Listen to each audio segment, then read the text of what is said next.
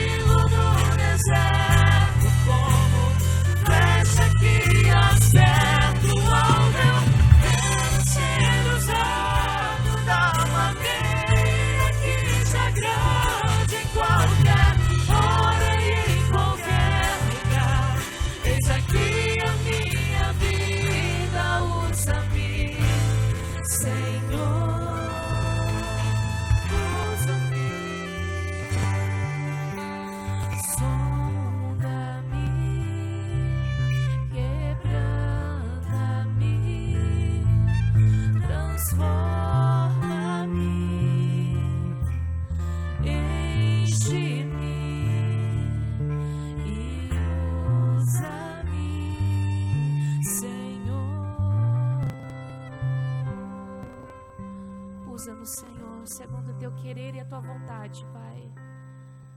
Usa-nos, Senhor, da maneira que te agrade, aonde o Senhor nos colocar, mas que no nosso caminhar, Pai, a gente possa se esvaziar de nós mesmos e nos encher cada vez mais do Senhor, Pai. Essa é a nossa oração, Senhor, e que seja também sempre a nossa canção, em nome de Jesus. Aleluia. Amém. Você pode se assentar, por favor?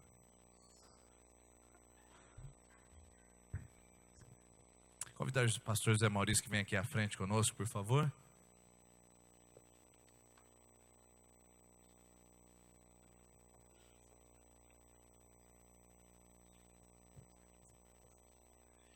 Pastor Zé Maurício já está conosco aí na caminhada ministerial. Nós estamos juntos pelo menos há 9 anos. Nós conhecemos em Santa Cruz do Rio Pardo, quando eu ainda era seminarista na época. E depois nós tivemos a oportunidade de caminhar juntos em Ourinhos, em Dourados e agora em Sertanópolis, né? Então, onde eu vou, o pastor Zé Maurício vem comigo para poder ministrar a igreja, alguém da nossa confiança, alguém da nossa casa, alguém do nosso convívio, amigo, conselheiro. O pastor não pode andar sozinho, e o pastor Zé Maurício é uma dessas pessoas que tem me acompanhado, que tem me instruído, me orientado e sido uma inspiração no meu ministério. Eu gostaria que você hoje o recebesse com muito carinho aqui, que ele vai ministrar a palavra de Deus ao seu coração. O pastor Zé Maurício, ele é vice-presidente da Jocum de Curitiba, Almirante Tamandaré é o lugar, e ele tem uma clínica de recuperação que trabalha também com dependentes químicos há 5 anos. E tem uma experiência muito grande para poder compartilhar conosco. Não sei o que ele preparou, se vai compartilhar um pouco das suas experiências pessoais, mas tenho certeza que tem uma palavra de Deus para o seu coração e para a sua vida. Vou pedir o pastor João vir aqui, pastor, fazer essa oração pelo nosso irmão, pedindo a bênção de Deus também para essa ministração. Eu gostaria que você ficasse atento, estivesse atento ao que Deus tem para ministrar na sua vida, no seu coração essa noite. Pai, em nome de Jesus, nós te louvamos e te bendizamos pela vida do teu servo, ó Deus, porque o Senhor tem usado como instrumento nas tuas mãos para proclamar o teu evangelho, conquistar almas para ti, ó Pai. E agora nós pedimos que teu Santo Espírito esteja ungindo, dando, ó Deus, a ele toda a liberdade para falar aos nossos corações.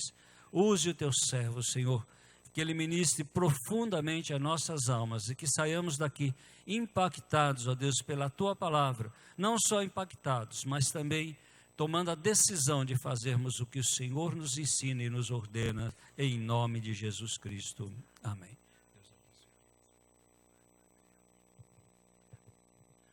Queridos, boa noite.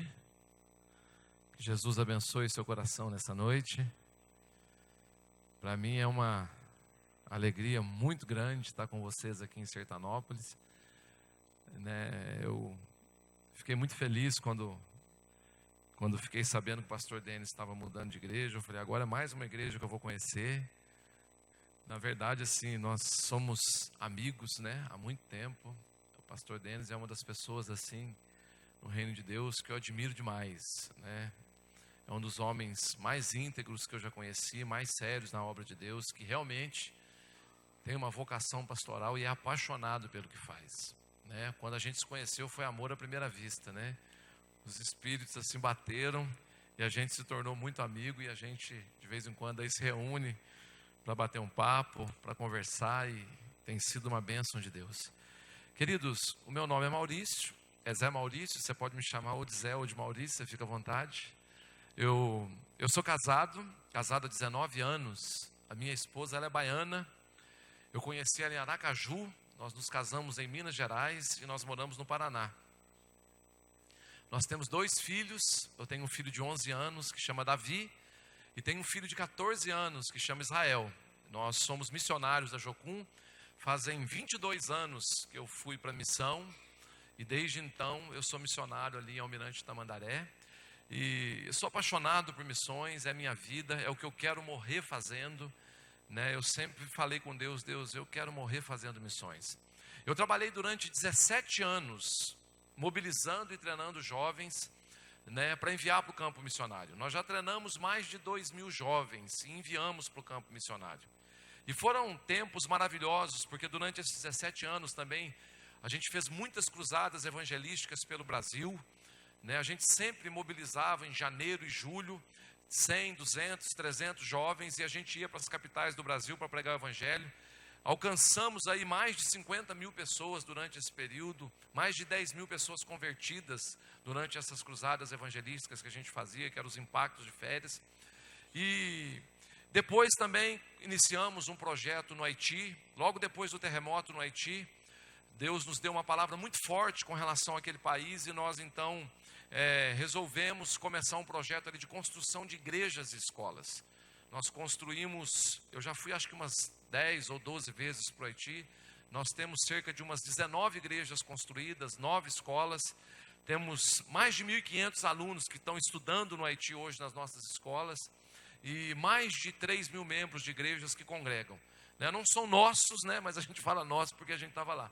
Mas são igrejas locais que a gente ajudou a construir, e para mim assim é um ministério que eu amo demais, trabalhar. E lá realmente é um trabalho mesmo, a gente vai para construir, mas tem sido um tempo de bênção. Enfim, e quando eu, depois de 17 anos liderando escola, e aí Deus deu uma palavra muito forte para a gente, que queria que a gente trabalhasse de uma forma diferente. Então nós paramos com esse trabalho de liderar a escola, de treinar pessoas, e eu acreditei sinceramente que seria uma hora de parar. Falei, bom Deus, agora a gente vai diminuir o ritmo e a gente vai ficar mais tranquilo. E eu já estava pensando seriamente numa aposentadoria, como é que eu ia fazer. E um dia eu estava dormindo e Deus me acordou de madrugada e me falou a respeito da dependência química no Brasil. Queridos, estima-se que até o final desse ano, 99% das cidades no Brasil vão ter incidências do uso de crack. Isso é uma calamidade, queridos. A gente não tem ideia do que isso significa, no meio social, o que significa, o impacto que isso tem na sociedade. Hoje nós somos mais de 2 milhões, nós temos mais de 2 milhões de usuários de drogas no Brasil. Nós temos aí um campo missionário tremendo para alcançar pessoas de potencial. E é tão interessante que antigamente, quando você falava em drogadição, quando você falava em drogados, você pensava em pessoas de baixa renda, em pessoas que vinham de favelas e tal, e hoje em dia não. A maioria das pessoas que a gente atende são pessoas formadas, são pessoas que fizeram faculdade, que cursaram, são pessoas bem-sucedidas. Eu atendi há um tempo atrás uma pessoa que era um aposentado, um servidor público aposentado, que depois que ele aposentou, um dia ele foi brincar com o uso de crack. Se viciou, em 5 anos ele perdeu tudo que ele fez a vida inteira. E depois desses 17 anos, então, trabalhando com escolas, um dia de madrugada Deus falou comigo, eu quero que você comece um projeto para trabalhar com dependente químico. Queridos, era tudo que eu não queria ouvir de Deus, sinceramente. Eu falei, Deus, e orei durante 3 anos tentando convencer Deus a tirar isso da cabeça. Mas pensa numa pessoa persistente. E aí, nesses 3 anos, ao invés de eu convencer ele a tirar da cabeça dele, ele colocou na minha cabeça que era esse o caminho. E aí nós começamos uma comunidade terapêutica que chama Desafio Jovem Curitiba. E desde então, há 5 anos, nós vemos mobilizando pessoas, tratando essas pessoas, e a gente envia essas pessoas para o campo missionário. Nós temos vários missionários hoje que a gente tirou da drogadição e que estão fazendo missões no Brasil. Então essa também é uma das nossas frentes de trabalho, uma das frentes de evangelismo. Então lá no projeto, no Desafio Jovem Curitiba, nós deixamos muito bem claro para as pessoas ali que Jesus é realmente a solução para a vida deles. E tem sido um trabalho tremendo, queridos. Como resultado disso, nós temos um quarto de oração na minha casa, onde a gente ora todos os dias para Deus nos dar graça. E tem sido um outro ministério que Deus tem nos dado. Quando eu estava vindo para cá, eu estava ouvindo umas músicas e tal, e eu falei até com o pastor, eu vim para o almoço, e acabei chegando quase que para a janta, porque na estrada parando muito, o carro parava toda hora, muito concerto na pista. E eu coloquei um hino e comecei a orar por esse tempo aqui. E Deus me falou muito forte, Maurício, pede-me as nações, que eu quero te dar as nações por herança. Então eu vim muito empolgado, eu estou muito empolgado, queridos, com esse tema, de fazer discípulos, de multiplicar, de você realmente ser luz no mundo, ser sal da terra. Isso me empolga demais. Ganhar almas é uma coisa que me empolga. Eu gosto muito de me relacionar. Eu gosto muito de fazer amizades. Hoje à tarde mesmo tive a oportunidade de fazer umas amizades. Teve um futebol para a gente ir. Eu falei, rapaz, que oportunidade da gente fazer umas amizades. Fomos lá, batemos uma bola, né, pastor? Foi muito bom. Enfim, né, eu gosto demais de missões. Eu respiro isso, eu vivo isso, eu nasci para isso. E eu tenho experimentado coisas poderosas de Deus no campo missionário, em alcançar pessoas. E eu acredito que Deus, né, vai falar conosco também nesses dias aqui. Essa é a minha esperança. Eu quero ler um texto, queridos, que Deus colocou no meu coração. E eu espero que eu consiga transmitir tudo aquilo que Deus colocou no meu coração. Mas está no livro de Atos, capítulo 3, do versículo 1 ao versículo 9. Esse texto, na verdade, ele fala da cura de um paralítico. Esse texto fala de um milagre. Atos, capítulo 3, do versículo 1 ao versículo 9. Atos dos Apóstolos, capítulo 3, do versículo 1 ao versículo 9. Quem encontrou, diga amém. Quem não encontrou, diga misericórdia. Podemos ler então?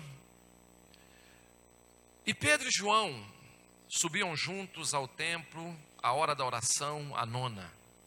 E era trazido um homem, que desde o ventre da sua mãe era coxo, o qual todos os dias punham à porta do templo, chamada Formosa, para pedir esmolas aos que entravam. O qual, vendo a Pedro e a João que iam entrando no templo, pediu-lhe que dessem uma esmola. E Pedro com João, fitando os olhos nele, disse, olha para nós. E olhou para eles, esperando receber deles alguma coisa. E disse Pedro, eu não tenho prata nem ouro, mas o que tenho isto te dou em nome de Jesus Cristo Nazareno. Levanta-te e anda. E tomando-o pela mão direita, o levantou. E logo seus pés e artelhos se firmaram. E saltando-se, ele pôs-se em pé e andou, e entrou com eles no templo, andando e saltando e louvando a Deus. E todo o povo o viu andar e louvar a Deus. Queria te pedir a gentileza de manter sua Bíblia aberta nesse texto, para a gente acompanhar. E vamos orar, curve sua cabeça, vamos orar em nome de Jesus. Senhor, essa é a sua palavra, verdade absoluta, transformadora. Senhor, palavra que nos renova, que nos anima, que nos cura, que nos sara. E nessa noite, Senhor, eu peço que o seu Espírito vivifique a tua palavra no nosso coração, de tal forma, Senhor, que a nossa vida não seja igual, Senhor. Eu oro para que o Senhor venha marcar a nossa vida, as nossas convicções. Senhor, que nessa noite, Deus, o Senhor possa nos curar, o Senhor possa nos empolgar, Deus, com a palavra e com o poder do Evangelho. O apóstolo Paulo fala, eu não me envergonho do Evangelho, porque é o poder de Deus. Senhor, e que esse poder tome a nossa vida, a nossa mente, as nossas ações e as nossas reações. Ajuda-nos, Deus, nessa palavra, nesse texto, Senhor. Deus, e que a tua palavra possa ser entendível, possa alcançar, Senhor, aonde ela tem que alcançar na vida de cada um de nós. Que nessa noite, Senhor, o seu Espírito possa nos conduzir por um caminho sobremodo excelente, não para que sejamos melhores para nós, Senhor, mas melhores para o Senhor, para te servir, para nos envolvermos com tudo aquilo que o Senhor sonhou para cada um de nós. Meu Deus, ajuda-nos, Pai, em nome de Jesus nós te pedimos, amém. Queridos, o livro de Atos é um livro extraordinário. Esse livro começa com a ascensão de Jesus no capítulo 1, e aí uma sequência extraordinária de acontecimentos vem acontecendo depois. Fica muito evidente que alguma coisa aconteceu. Com a morte de Jesus naquela cruz, Jesus muda a história da humanidade. A morte de Jesus, ela foi um marco, ela foi uma revolução. Ela trouxe para a raça humana, ela trouxe para as pessoas uma oportunidade de experimentar aquilo que eles nunca haviam experimentado. No capítulo 2, a gente vê a descida do Espírito Santo, homens covardes, negadores, traidores, desertores, os discípulos, homens que fugiram a vida inteira desse encontro com Deus, pessoas que custaram a entender o que Jesus estava falando, pessoas que apesar de ter sido discipuladas pelo próprio Jesus e caminhar ao lado dele durante tanto tempo, uma igreja pequena, 12 membros, o pastor era tempo integral mesmo, Ele morava com os discípulos. Aqueles homens que antes estavam acovardados, com medo. Aqueles que fugiram, que negaram a Jesus.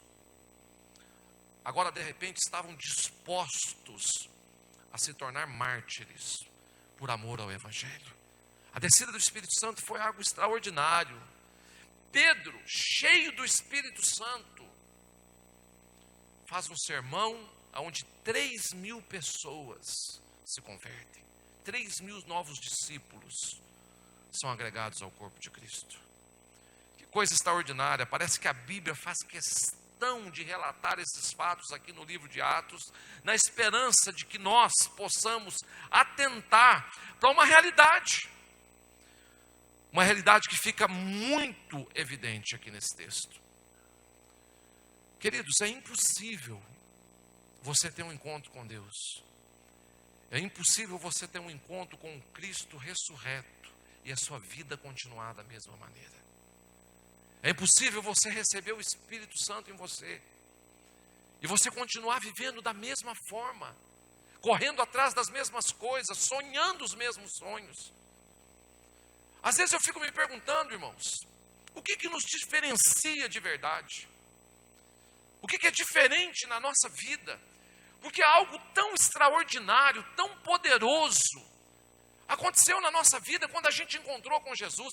Queridos, esse encontro que nós tivemos com Deus, ninguém explica, foi algo sobrenatural, não foi um pregador, não foi a eloquência de alguém que subiu num púlpito para pregar para nós, não foi. Muitos dos que são convertidos hoje, muitas das pessoas que estão na igreja, juraram durante anos de pé junto que não estariam. E de repente, por um milagre, essas pessoas se prostram diante de Deus e agora confessam Jesus como seu Senhor, recebem o Espírito Santo nas suas vidas. E eu me recuso a acreditar que a gente pode viver da mesma forma e sonhando os mesmos sonhos que a gente sonhava antes. Eu me recuso que a gente saia de casa de manhã para trabalhar, pensando só no nosso salário no final do mês. E talvez se saísse um decreto hoje que amanhã ninguém mais vai receber salário, que ninguém mais vai ganhar dinheiro para trabalhar no final do mês, talvez muitas pessoas desistiriam de trabalhar. Porque toda a recompensa que algumas pessoas estão esperando na vida é um salário. É o dinheiro que pode vir no final do mês. Mas seria tão interessante se o que nos tirasse de casa todo dia a possibilidade de fazer total diferença no lugar que Deus colocou, porque Deus não te deu um emprego, Ele te deu um campo missionário. Deus não precisaria do seu emprego para te dar o seu salário. Ele não precisaria do seu emprego para te sustentar, não. Mas Ele abriu aquela porta justamente porque ali dentro tem pessoas que Ele ama. E o seu salário é insignificante perto do que Deus quer fazer na vida dessas pessoas. E por isso você está lá. Por isso que Deus te colocou naquele lugar. E eu vejo às vezes as pessoas orando, nossa, como que eu queria agradecer a Deus pelo emprego maravilhoso que Ele me deu.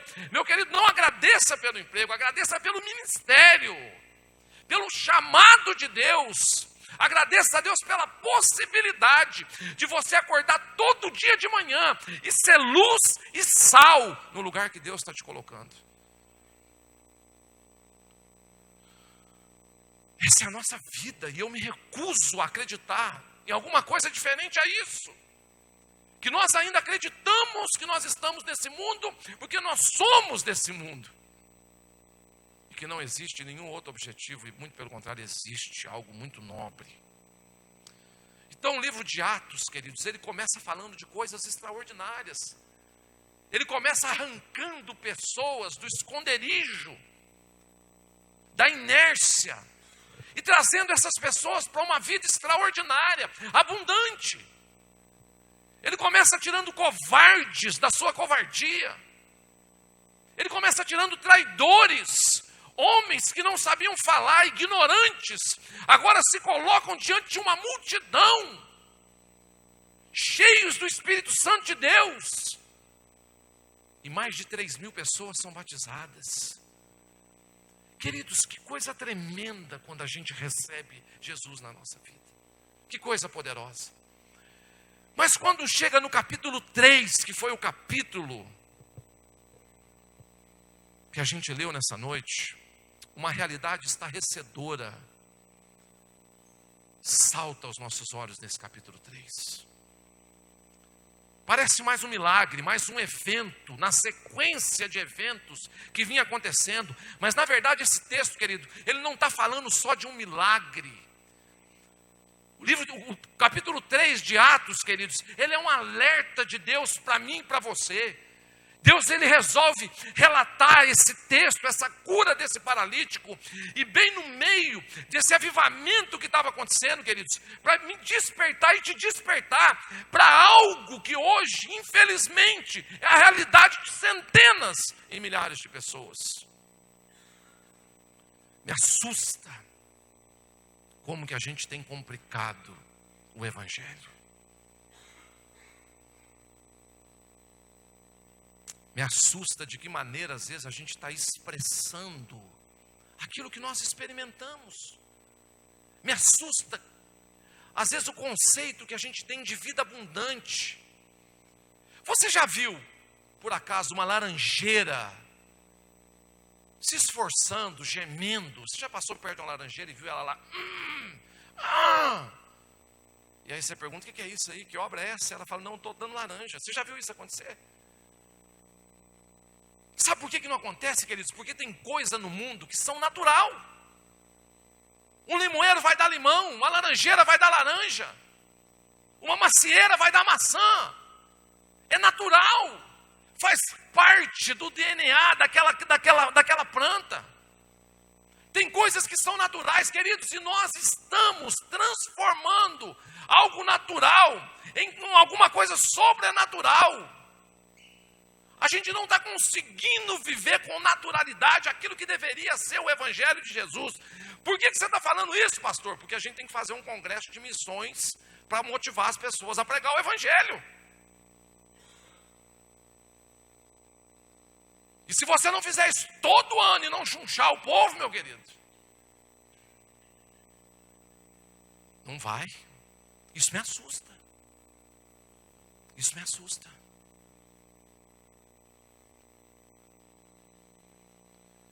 Deixa eu te perguntar uma coisa nessa noite. O que precede o seu culto? O salmista, na tentativa de fugir de Deus, em crise com Deus, ele fala assim, Senhor, tu sondas e me conheces. Tu sabes todas as coisas, Senhor. Tu sabes quando eu me levanto, quando eu me assento. Queridos, Deus sabe. Quando você se assentou nesse banco, Ele sabe. Quem está se assentando no banco, irmãos, é porque veio de algum lugar. Quem está se levantando é porque vai para algum lugar. Deus não está falando necessariamente do momento que você está sentado. O Davi, ele está falando que Deus sabe muito bem de onde nós viemos para estar sentado aonde nós estamos. E a pergunta é essa: o que precede o seu culto?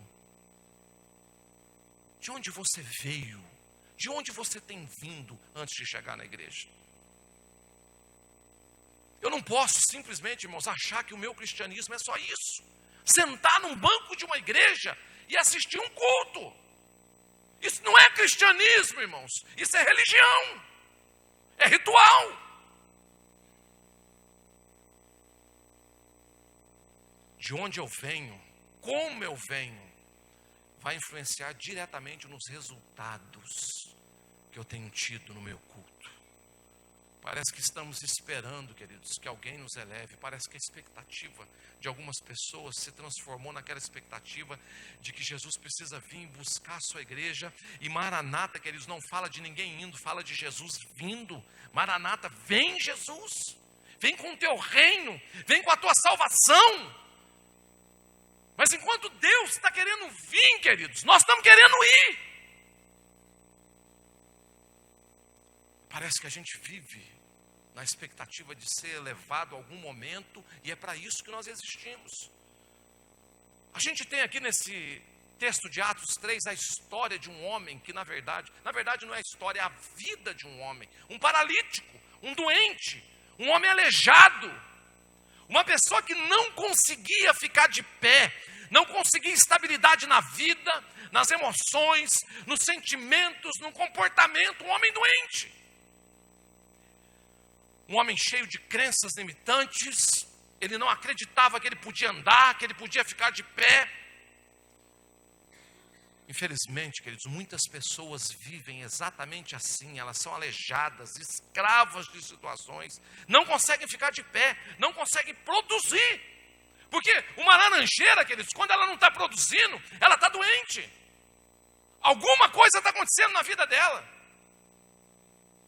Aquele homem, queridos, ele não andava, ele não caminhava, ele não produzia, apesar de estar na porta de uma igreja. Centenas e milhares de pessoas hoje estão prostradas nesse quadro. Temos aqui uma história antiga. Desde pequeno aquele homem era mendigo, não tinha nada para dar, só sabia pedir. Me dá, me ajuda. Pelo amor de Deus, faz algo por mim. Jesus, tem misericórdia da minha vida. Jesus, eu preciso de outro carro, de outra casa. Jesus, vem em mim. Era a oração daquele homem, era o clamor daquele homem. Gente, me ajuda, me ajuda, me ajuda. Uma pessoa prostrada diante da sua realidade e que não acreditava que poderia mudar. Salmo 133, ele fala assim: ó, quão bom e quão suave é que os irmãos vivam em união.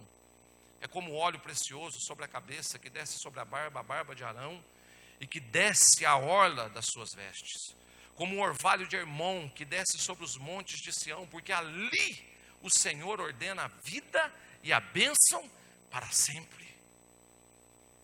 A Bíblia está falando que existe um lugar de vida e de bênção para sempre, mas que esse lugar não é o meu mundo que eu criei isolado para mim, mas a Bíblia fala que esse lugar é o lugar de comunhão, é o lugar onde eu agrego pessoas, é o lugar onde tem ajuntamento. Queridos, muitas pessoas estão procurando uma bênção que não existe mais. E para alguns de nós o culto se tornou totalmente sem graça. E a gente começa a culpar as pessoas por isso. É o louvor, é o pastor, é o som, é aquilo, é aquilo. Meu querido, eu vou te falar, o grande problema do seu culto não é o culto. É o pré-culto. É onde você tem andado antes de chegar aqui. Porque o culto, ele não começa na igreja. Ele começa fora da igreja. Os verdadeiros milagres, as aventuras de Deus não estão aqui dentro. Até porque Ele não quer te ajuntar somente aqui dentro. Ele quer te espalhar pelo mundo. A IPI aqui em Sertanópolis, queridos, não está resumida nessas paredes. A IPI em Sertanópolis é Sertanópolis. Deus não colocou, queridos, só mais um templo nessa cidade. Deus colocou vocês nessa cidade para construir um lugar da habitação de Deus, onde todos vão ver a glória do Senhor. A unidade, a união é um lugar de vida e de bênção. As pessoas estão desesperadas pela bênção, mas despreocupadas com a união, com a comunhão. Comunhão tem um preço muito alto. Comunhão exige cura, postura, humildade, quebrantamento. Esse homem de Atos capítulo 3, queridos, ele estava à porta da igreja, estava do lado de fora. Curioso nesse texto aqui de Atos 3, especificamente no versículo 8, que a primeira coisa que esse homem fez, após ele ser curado, foi entrar na igreja. Primeira coisa. Anos, desde a infância, esse homem estava sentado à porta, mas ele nunca entrou na igreja. Todos os dias ele era colocado à porta da igreja, um ritual, uma rotina diária. Até porque ali era um excelente lugar para pedir. O que tem de gente, irmãos, que vem na igreja só para pedir, não é brincadeira não. Porque quer um lugar melhor para pedir? Para falar das suas lamúrias, das suas queixas para Deus? Igreja é um espetáculo para fazer isso. Provavelmente aquele homem conhecia a maioria das pessoas, conhecia os preletores, as mensagens, ele ouvia todas, porque ele estava todo dia, pensa num crente assíduo. Era aquele homem. Os louvores, quando começava a cantar, ele já batia as mãozinhas, porque ele conhecia o ritmo. Ele até se arriscava a cantar um hino de vez em quando. Estava presente em todos os cultos, mas ele não entrava na igreja, ele não fazia parte do corpo. Porque fazer parte do corpo vai muito além de assistir um culto, de saber cantar um hino, de ouvir uma boa pregação. Tem a ver com fazer discípulos. Fazer parte do corpo tem a ver com multiplicar, tem a ver com agregar pessoas, tem a ver com envio. Queridos, quanta gente hoje em dia conhece o ritual, os louvores, até prega, mas nunca entrou na igreja. Ele está na igreja, mas ele não entrou na igreja. Porque na igreja de Jesus Cristo na face da terra, eu não estou aqui por minha causa. Eu só venho aqui para me fortalecer, para me alcançar quem está lá fora.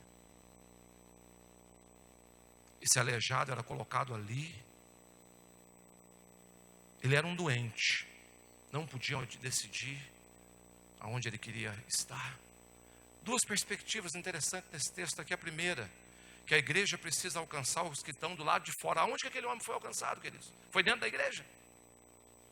Aonde que o milagre aconteceu? Foi dentro da igreja? Lá de fora. Queridos, Jesus deixou muito claro: olha, o Espírito Santo veio, eu revesti, mas não é para dentro da igreja não. O milagre é fora. É lá fora. O milagre, queridos, está no caminho para o culto, e isso determina o meu culto. Se o seu culto não te empolga mais, sabe por quê? Porque no caminho para o culto não acontece mais nada, não tem Espírito Santo, não tem derramar. Você anda fugindo, acovardado como aqueles discípulos antes da descida do Espírito Santo. Homens que, apesar de ser discipulados por Jesus, eram covardes. Ficavam se vitimizando, com medo. Você sabia que Jesus já ressuscitou?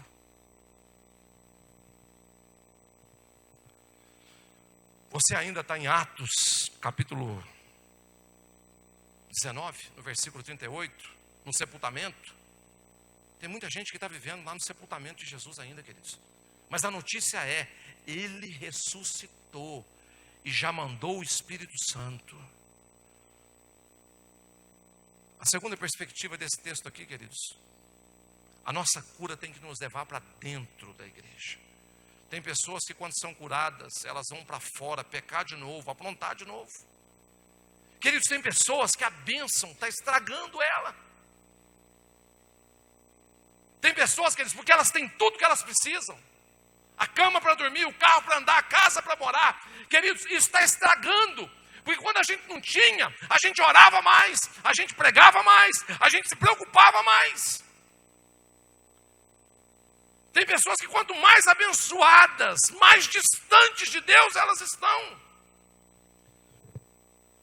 Eu fico, às vezes, chocado com algumas coisas que eu vejo na minha vida. Eu estava no Haiti, queridos, e a gente estava construindo uma igreja. No Haiti é o seguinte: quando teve o terremoto, todo mundo perdeu tudo. Não tem uma pessoa no Haiti que você pergunta: você perdeu alguém no terremoto? Essa pessoa fala: eu não perdi. Todo mundo perdeu alguém. E, queridos, fome, miséria. Você sabe o que é uma pessoa nunca ter 5, 6, 7, 8 anos de idade e nunca ter tomado banho no chuveiro na vida? O professor ganha $50 por mês no Haiti para sustentar uma família de 8 a 10 pessoas. Você entra numa barraca do haitiano no Haiti, não tem nada dentro. É chão batido. Uma barraca mais ou menos com o pé direito de 1,5 metro de altura, uma porta sem janela, feita de lona, um calor de 44 graus. negócio no chão onde ele deita, não tem um armário com comida, não tem um guarda-roupa com roupa, não tem um fogão, não tem nada. Ele come normalmente em média. Hoje essa realidade está mudando, mas logo no começo do terremoto, comia normalmente 2 a 3 vezes por semana. Uma realidade complicadíssima. E quando a gente chegava no Haiti para implantar a igreja, nós montávamos o nosso acampamento, e quando a gente começava o trabalho, um trabalho muito intenso, serviço pesado, começava a trabalhar 4 horas da manhã, ia parar meia-noite, porque nós tínhamos 10 dias para construir a igreja. E a gente chegava, aquela multidão cercava a gente. Só de criança tinha umas 200. E na hora do almoço, então, a gente tinha que fazer uma barraca lá dentro, ir lá e comer, porque você não podia comer perto das pessoas, você não tinha comida para dar para 1.000, 2.000 pessoas. Uma realidade triste, irmãos. Você comendo, sabendo que 300 pessoas do lado de fora da lona, do outro lado, estão morrendo de fome. E você não pode fazer nada, a não ser o que Deus te mandou fazer. E numa dessas nossas empreitadas no Haiti, um dia a gente estava comendo e de repente entra um menino dentro da barraca. E eu estava com um prato de macarrão na mão. Esse menino entrou, olhou e pediu uma comida para mim. Eu falei, rapaz, se eu der comida para esse menino, vai vir todo mundo. Mas eu não aguentei. Falei, vem cá, senta do meu lado. Ele sentou do meu lado. Esse falei, vem cá aqui, irmãos, é muito complicado lá, viu? Porque é o crioulo ou outras línguas deles lá, viu? É o vem cá, assim, quase 3 horas para vem cá. Entendeu? E ele sentou do meu lado. Peguei um copo d'água, dei para ele. Ele ficou olhando para a água, porque lá também não tem água, não tem esgoto, não tem luz. E ele tomou. Eu peguei um prato de macarrão, coloquei para ele. Ele começou a comer, deu umas 2 garfadas, quase caiu para trás. Estava desacostumado a comer. E aí daqui a pouco ele abaixou a cabeça e firmou. E tome o macarrão para dentro. E eu fui olhando aquilo ali, comecei a chorar. Eu falei, Deus, o que é isso? Que mundo nós estamos? E daqui a pouco a lona que a gente estava tinha um buraquinho. Ele me apontou outra pessoa lá fora. E ele falou, chama ele. Eu falei, eu não vou chamar, porque se eu chamar ele vai apontar o outro, vai chamar o outro. Daqui a pouco nós estamos 3.000 pessoas aqui dentro dessa barraca. E ele falou, não, chama ele. E ele levantou e falou, não vou comer mais, chama ele. Eu falei, rapaz, eu quero ver o que esse menino vai chamar. Chamei o outro rapaz. E ele foi lá, pegou esse menino, abraçou ele, sentou do lado dele, mostrou o macarrão para ele, pegou a colherzinha que ele estava comendo, ele colocava uma colher na boca dele e uma colher na boca do menino. Uma colher na boca dele e uma colher na boca do menino. Uma colher na boca dele. E assim foi até acabar o macarrão. Quando eles terminaram de comer, ele estava levantando para sair. Eu perguntei para ele, o que esse menino é seu? Ele falou para mim, nada, ele é meu amigo. Queridos, talvez esse menino, ele seja mais missionário do que todos nós que estamos aqui. Porque ele amou aquele próximo como ele mesmo. O que ele tinha para ele deu para o amigo dele.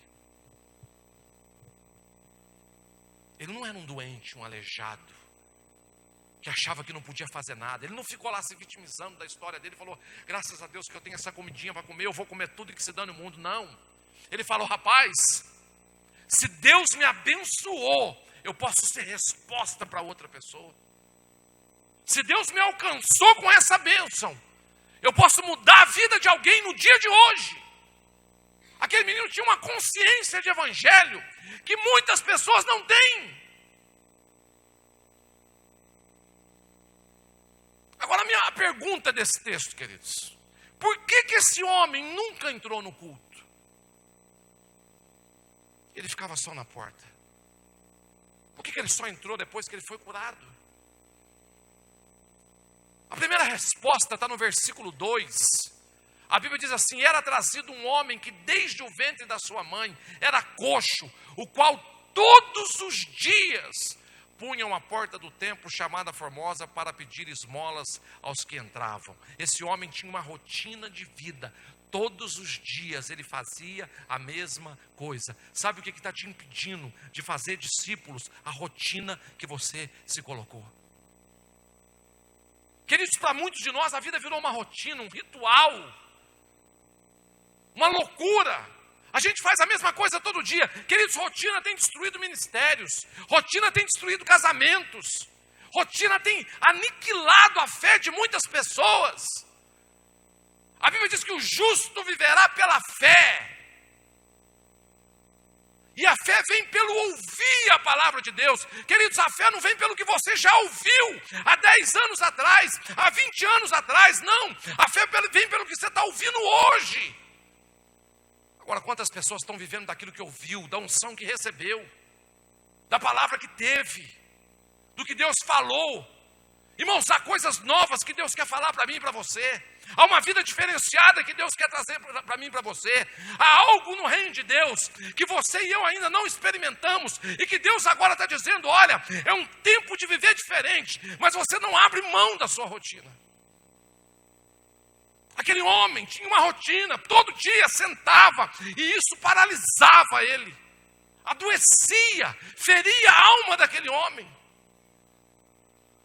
Queridos, quantas vezes Deus nos desafia a fazer algo diferente e você simplesmente se nega, porque você se viciou na sua rotina, você adoeceu, você paralisou. Se alguém chegar para você e tirar a sua rotina, tirar você da sua rotina, você morre, você tem um surto. Quantos de nós têm transformado a vida num ritual, a mesma coisa sempre? D.D. Jakes, um bispo dos Estados Unidos, diz o seguinte: se você morrer fazendo a mesma coisa que você fez a vida inteira, a sua vida foi um fracasso. Sabe por quê? Porque a palavra de Deus se renova a cada manhã. Há algo novo de Deus para amanhã, a hora que você acordar. Há uma visão nova. Há um ministério novo, há uma palavra nova. Há uma unção diferente. Há um livro para ler que você nunca leu. Há um lugar para você ir que você nunca foi. Há uma pessoa para você se tornar que você nunca se tornou. Há uma superação esperando por você. Há algo do coração de Deus. E todo dia quando você acorda, há uma expectativa em Deus de que aquele dia seja diferente. Agora me fala, há quantos anos você está fazendo a mesma coisa? Você está seguindo a sua rotina. E a sua vida está totalmente sem graça. Aí daqui a pouco você olha para sua esposa, ela já não é tão mais interessante. Você olha para a sua igreja, ela não é mais interessante. Você olha para as pessoas, elas não são mais interessantes. Sabe por quê? Porque o problema nunca foi as pessoas. Você que está desinteressado da vida. Quantos se acostumaram com a sua doença, vivem envergonhados, paralisados, pessoas que estão do lado do milagre, mas não acreditam nele. Irmãos, é impossível, eu estou falando, eu não sei. É impossível você participar de um culto, você ouvir um louvor, algo acontecer dentro de você, e você sair de novo no outro dia e viver a mesma coisa que você viveu a vida inteira. Não tem como você não chegar no emprego e dar um pulo para cima e falar, gente, eu queria falar um negócio para vocês aqui ontem. Deus ministrou meu coração. Há algo diferente para nós. Não tem como, irmãos. Não tem como não chegar dentro de casa e dar um grito e falar, rapaz, Deus quer revolucionar a história da minha família. Eu vou pregar para o meu irmão, para o meu pai, para a minha mãe. Eu não vou me conformar mais em ver os meus parentes morrendo e ir para o inferno e eu não fazendo nada. Mas a rotina, ela é tentadora. Ela adoece.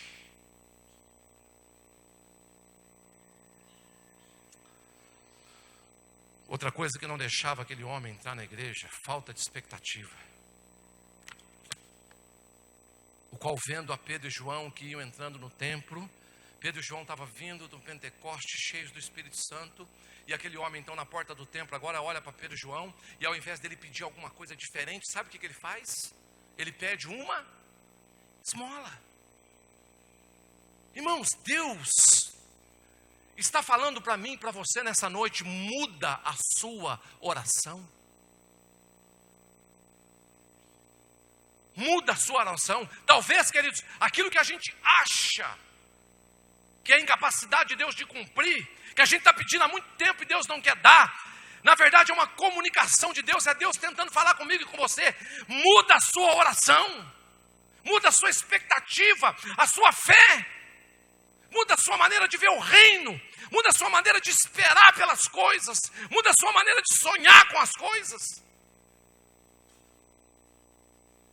A expectativa de que eu posso sim servir a Deus com excelência, de que Deus me chamou para um propósito, de que Deus me escolheu a dedo no meio de uma multidão, porque Ele tem um sonho para a minha vida, e que eu não posso morrer enquanto esse sonho não se cumprir. Uma expectativa de que eu não sou mais um no mundo, mas há algo especial em mim que o mundo está esperando.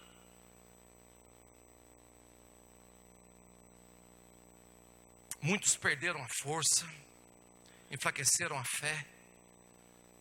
Primeiro, talvez porque colocaram expectativas nas pessoas, e é lógico, se deram mal. E agora não esperam mais nada em ninguém, nem em Deus. Esqueceram que Deus não mudou, Ele é o mesmo, nunca muda, que as suas promessas não dependem de ninguém. Ele faz quando quer e como quer.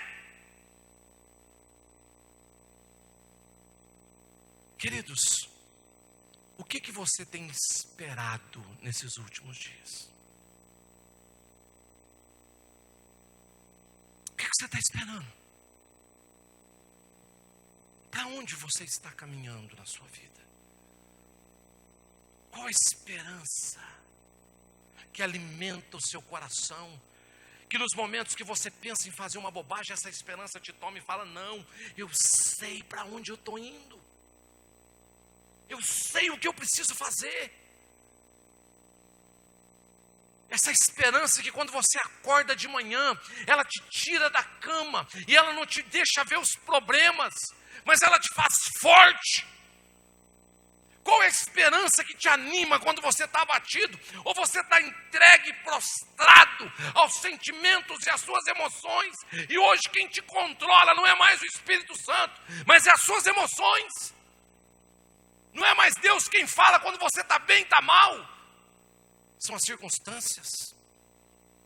E aí, lógico, queridos, quando eu estou desse jeito, como que eu vou fazer discípulo? Como é que eu vou pregar? Como é que eu vou falar para as pessoas de entusiasmo, se eu mesmo já perdi o entusiasmo com a vida há muito tempo? Queridos, durante muitos anos na minha vida, eu acordei dias, queridos, terríveis. E eu botava um bico no rosto, e fechava a cara, e minha mulher, irmãos, é uma simpatia de pessoa, vocês precisam conhecer. Ela é baiana, pensa numa pessoa calma. Ela para morrer de repente uns 3 meses. E ela chegava com toda aquela gentileza para mim: meu amor, o que foi? Eu falava para ela: não sei, só sei que estou mal. Irmãos, e todo mundo era obrigado a me aguentar a minha infantilidade. Sabe por quê? Porque a minha cabeça estava apontada para o meu umbigo e eu não tinha expectativa nenhuma. Como é bom você falar: Senhor, me dá as multidões. Eu quero acordar amanhã, Senhor, e eu quero alcançar um drogado, um perdido. Eu quero criar um projeto, Senhor, que vai ser resposta para essa nação. Eu quero usar o meu dom, eu quero fazer algo pelo Senhor. Eu quero me mover, Senhor, no reino de Deus. Eu quero criar.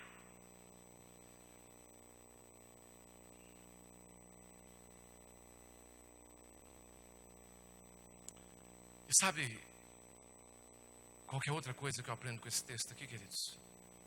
A Bíblia diz que quando aquele homem se levantou, ele entrou na igreja e todo mundo viu o que Deus tinha feito na vida dele. Dá uma cutucada na pessoa que está do seu lado e fala assim: irmão, é hora de você sair do casulo. Fala para ela assim: Sertanópolis. Fala com vontade, irmãos, pode falar. Já está pago mesmo, já o culto, pode falar. Fala assim para ela, fala assim: olha, está na hora de Sertanópolis ver o que Deus fez na sua vida. Irmãos, é hora de sair do casulo. É hora de sair do esconderijo. Tudo bem se você ficou durante muitos anos. Tudo bem se você precisava desse processo. Mas chegou a hora. Chegou a hora da gente sair, da gente mostrar a cara. Chegou a hora da gente dizer para essa cidade: olha, Tem pessoas aqui que foram alcançadas por Deus de uma maneira extraordinária. E eu sou uma delas. Chegou a hora das pessoas saberem que vale a pena ser cristão. Que andar com Jesus é empolgante. Que andar com Jesus é uma vida extraordinária. Chegou a hora, queridos, das pessoas verem o que Deus fez na nossa vida. Ou não fez. Ou não fez.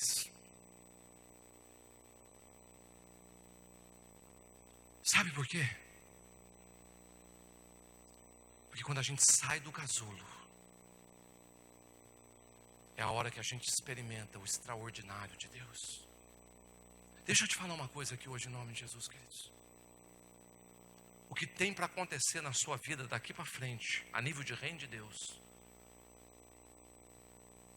depende da sua maneira de alcançar pessoas. Porque Deus não vai te dar mais nada que seja para você enterrar os seus talentos. O que Ele tinha para te dar, Ele já te deu. Então não venha para a igreja mais pedir uma bênção. Venha pedir coragem. Não venha mais pedir para Deus salvar o seu filho ou o seu marido, porque Ele vai falar com você. Eu estou querendo salvar faz tempo, você que não está me ajudando. Meu problema não é ele, é você. Quando eu me converti, eu quero terminar o meu sermão aqui. Se dá para chamar de sermão, né?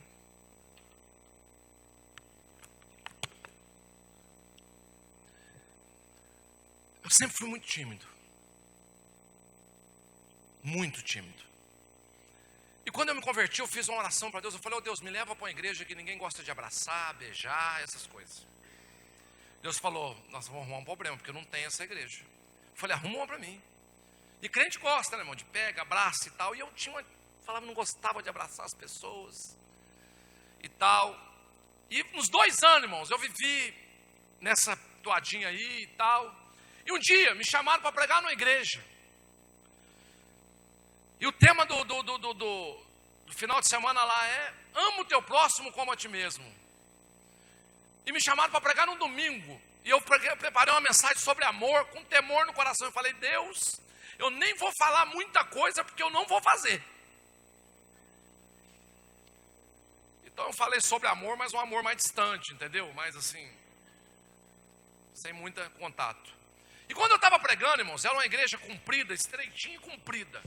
Tinha um corredor só no meio, 2 fileiras de cadeira, uma de cada lado. E lá no fundo a porta, uma porta estreita também, irmãos. E eu pregando aqui, o púlpito direto para a porta, igual aqui. No meio da minha mensagem, irmãos, um homem para no meio da porta da igreja. Eu olhei para aquele homem, ele olhou para mim, rolou um clima, a gente ficou olhando um para o outro.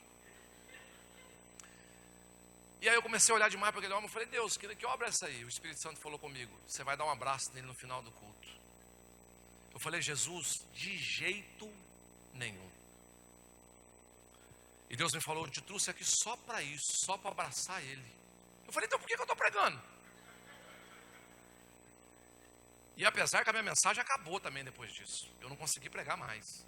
E eu me perdendo, e eu olhava só para aquele homem, me perdendo, e olhando para aquele homem, falei, Deus, como é que eu vou fazer essa abordagem? Eu vou chegar no homem e falar o quê para ele? E daqui a pouco, irmãos, eu olho, ele tinha sumido da porta da igreja. Eu encerrei o sermão nessa hora. Peguei minha malinha e falei, vou embora. Quando eu estou saindo, irmãos, o cidadão entra na porta da igreja. E ele era gordinho, fortinho, não dava para passar para o lado nenhum. E ele parou na minha frente, eu levei um susto e falei, posso te dar um abraço? Era o pastor da igreja. Ele falou, lógico, meu filho, aquele abração de pastor, negócio de abraçar. Abraçou eu, irmãos. E ele era fofinho, gostoso assim. Coloquei a cabeça no ombro dele, até que eu gostei de abraçar, foi uma experiência boa. E quando eu abracei ele assim, o Espírito Santo falou comigo, agora você segura ele. Eu falei, como é que é o negócio? Segura o homem. Eu falei, tá bom. Passei a mão por trás das costas dele, e estou abraçando, e ele tipo assim, tá bom, irmão, tá bom. Eu falei, tá bom não. Eu não sei o que vai acontecer, mas aguenta firme comigo aí. Nisso, irmãos, passou uns 5 minutos, 10 minutos, a minha barriga suando, a dele suando. Os irmãos da igreja já foram chegando, pensando que eu queria matar o pastor. Aquele clima ruim, 15 minutos eu agarrado com o homem na porta da igreja. E ninguém saía, irmãos, do culto, porque nós estávamos na porta. Parou. Depois de 15 minutos, eu que já não queria soltar mais, porque eu não sabia o que eu ia falar para ele na hora que eu soltasse.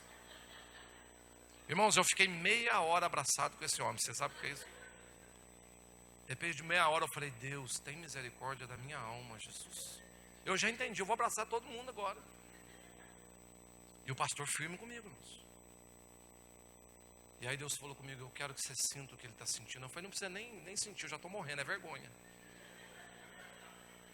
Deus falou, não é não. A hora que Deus falou, eu quero que você sinta o que eu estou sentindo, o que ele está sentindo. Eu vi um velório. Muita gente no velório. Eu chegando de longe, olhando aquele velório. Quando eu fui chegando mais perto, eu vi todos os meus amigos no velório. Eu falei, pronto, esse homem conhece todo mundo que eu conheço. E eu fui chegando mais perto do caixão, irmãos. Quando eu olhei do lado do caixão, meus 2 filhos, Israel e Davi, chorando e gritando, pai, pelo amor de Deus, não morre. Eu falei, pronto, Deus ia matar o homem, vai matar eu no lugar dele. Eu falei, Deus, mata ele mesmo. Vai dar um com seus problemas. E aí quando eu olho para dentro do caixão, irmãos, eu morto lá dentro. Eu falei, o sangue de Cristo tem poder. Deus falou, agora você vai sentir o que ele está sentindo. Eu falei, não quero sentir mais nada. Irmãos, quando Deus me falou isso, parecia que uma espada atravessou a minha alma. Eu vendo os meus filhos chorando, me deu uma agonia, um desespero. Eu, sinceramente, irmãos, eu achei que eu ia morrer naquele dia. Eu falei, Deus me trouxe aqui para me matar. Só porque eu não gosto de abraçar os outros. Irmãos, eu senti uma agonia de morte. Eu comecei a chorar desesperado. O pastor também começou a chorar, os irmãos em volta a chorar. E eu não estava entendendo nada e ninguém entendendo. Irmãos, eu fiquei mais 1 hora chorando com aquele homem abraçado. E a gente já estava todo molhado. E o Espírito Santo falou comigo, pode soltar ele. Eu falei, tá bom. Mas por que eu abracei ele? Deus falou, eu curei ele. Eu falei, como assim? Deus me falou, ele está com câncer de próstata faz 5 meses. Só ele e eu sabemos. E ele tem orado todo dia e chorado na minha presença e falado, Deus, não me deixa morrer, porque eu quero criar os meus filhos. E eu curei ele hoje. Eu falei, Deus, mas eu não fiz nada. Absolutamente nada. Deus falou, eu não queria que você fizesse, eu nunca quis. Eu precisava de um braço para abraçar ele. Só isso. Eu larguei o abraço daquele homem, falei com ele, pastor, Deus te curou, né? Ele falou, Deus me curou. Queridos, Deus não precisa dos seus dons, dos seus talentos, da sua eloquência. Deus não precisa dos seus cursos, dos seus telecursos. Deus não precisa. Agora ele quis. Ele falou, olha, eu tenho uma missão para fazer na terra. Eu tenho que falar com pessoas. Eu tenho que abraçar pessoas. Eu tenho que ir até pessoas. Mas eu vou te dar essa oportunidade. Eu estou te colocando na terra para você ser minha perna, os meus braços, o meu olho e a minha boca. Então quando eu quiser ir em algum lugar, você vai me levar lá.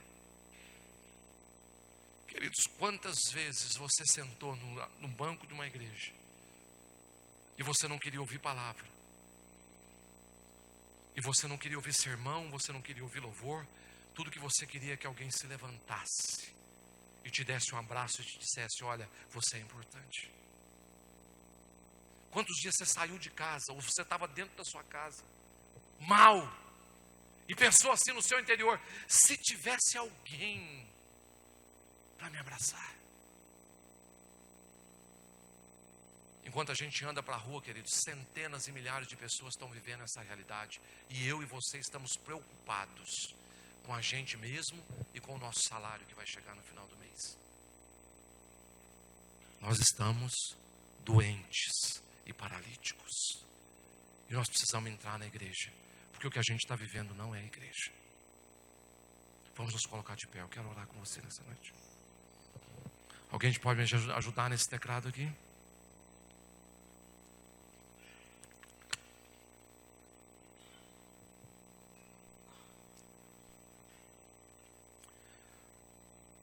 Queridos, durante muitos anos,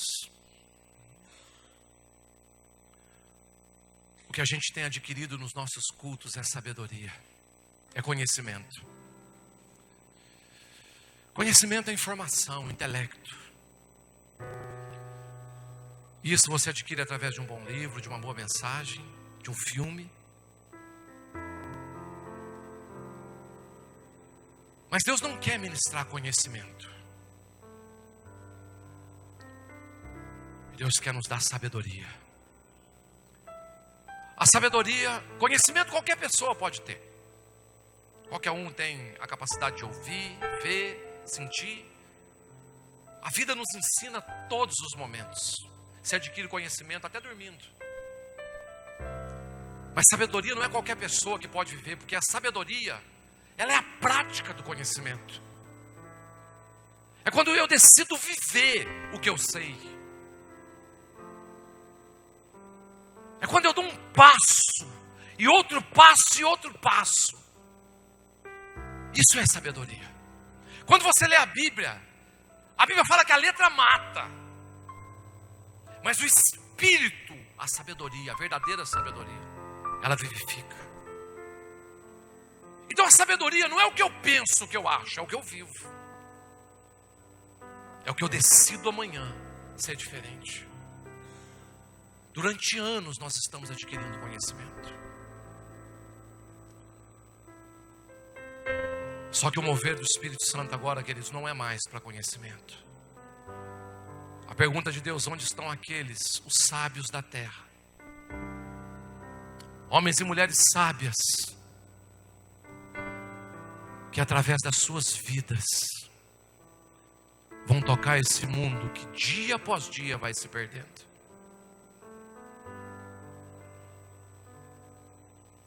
Conhecimento, sabedoria. Deus está te chamando para uma vida de sabedoria. Deus está te chamando para uma vida diferente. Feche seus olhos agora.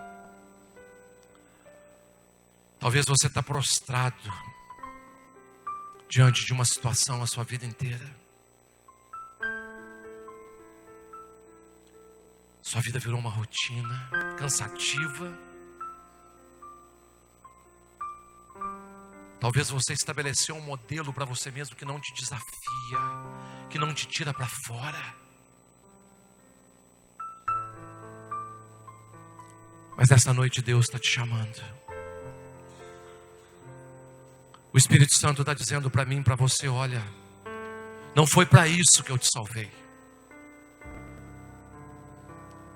Não foi por isso que eu morri naquela cruz. Não foi por isso que eu ressuscitei. Mas eu ressuscitei para levantar os paralíticos e os doentes, aqueles que estão prostrados, para que eles possam se levantar, e para que o mundo possa ver e glorificar a Deus através da vida deles. Eu queria te desafiar nessa noite a deixar de ser paralítico, a sair do seu lugar e falar: Deus, eu não vou ficar mais nesse lugar onde eu fiquei a vida inteira. Eu não vou mais reduzir o meu cristianismo ao que eu reduzi. Eu não vou mais me tolerar dessa maneira. Porque enquanto eu estou assim, milhares de pessoas estão morrendo, inclusive os de dentro da minha casa. E quando eu pensei que estava curado, no auge da minha cura, agora eu vejo que eu estou doente, eu preciso de cura.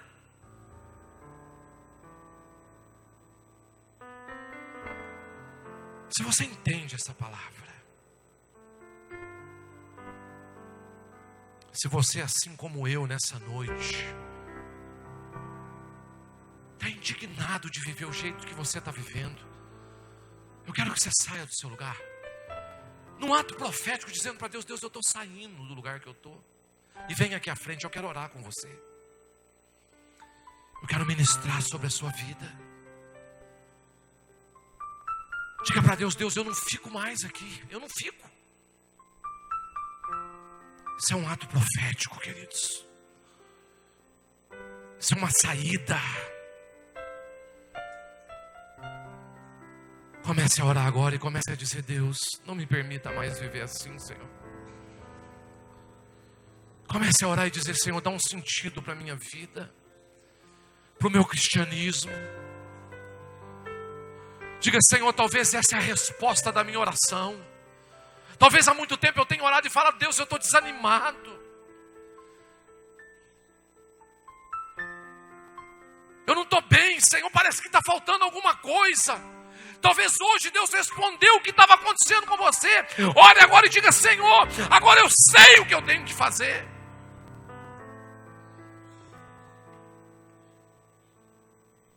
Senhor, nessa noite queremos te pedir perdão, Senhor.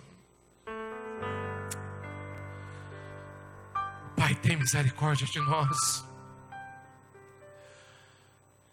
Não nos deixe, Deus, fazer do tempo do Pentecoste, Senhor, o que aquele paralítico fez, uma doença. Não nos deixe fazer do cristianismo, Senhor, uma doença. Mas queremos nos levantar nessa noite. Nos levantar da nossa paralisia, da nossa postergação, Senhor, das histórias que a gente tem inventado para a gente mesmo, para não ser quem a gente deveria ser. Senhor, queremos nos posicionar diante do Senhor nessa noite. Não mais como aqueles discípulos acovardados, mas como aqueles homens que foram cheios do Espírito Santo de Deus e agora não temiam nem a morte. Senhor, toca o nosso coração nessa noite. Ministra a nossa alma.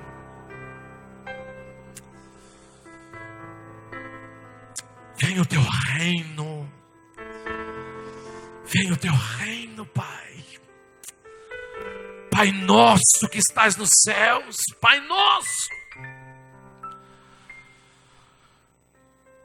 Que o nosso coração possa bater na batida do seu coração, Senhor. Que os nossos anseios sejam os teus anseios. Que os nossos sonhos sejam os teus sonhos. Que aquilo que nos move é a mesma coisa que está movendo o Senhor. Não os nossos interesses, mas a compaixão pelo perdido. Que um desespero e um clamor tome conta da nossa alma e não nos deixe mais dormir em paz, enquanto centenas de milhares caminham para o inferno. Nos faz desesperados, apaixonados, Senhor, apaixonado pelas pessoas. Senhor, queremos te dizer nessa noite: eis-nos aqui, Senhor. Eis-nos aqui. Talvez muitos de nós, Deus, não sabe nem o que vai fazer, não sabe nem por onde começar, Senhor. Mas eu oro, Deus, que nesses 3 dias fique claro para nós as suas instruções, claro como dia, e que a gente nunca mais seja a mesma pessoa, que a gente nunca mais se comporte da mesma maneira. Que um milagre possa acontecer no nosso coração nessa noite, Pai. Muito obrigado, Senhor. Muito obrigado pelo seu grande amor. E porque o Senhor não desiste de nós. Muito obrigado. Aleluias.